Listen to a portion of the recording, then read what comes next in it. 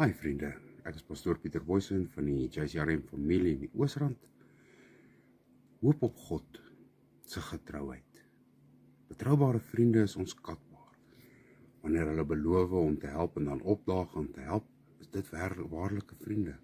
Ons noem hulle betroubaar, vertroubaar, getrou. Dwars deur die Bybelverhaal word God as getrou beskryf, omdat hy werklik doen wat hy sê hy sal doen. Op verskillende oomblikke, verskeie oomblikke.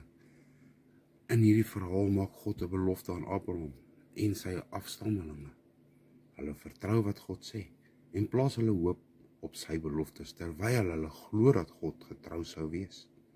God vervul selfs sy beloftes op die manier wat mense verwag.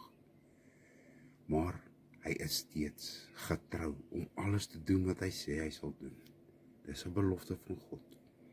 Wanneer God menslike vlees deur Jesus Christus aangeneem het, bly hy net so getrou en waar as wat hy nog altyd was. Ons hoop op Jesus, want Jesus is God, voortdurend, betroubaar, altyd getrou. Hy beloof om die mensdom met die hele skepping te vernuwe.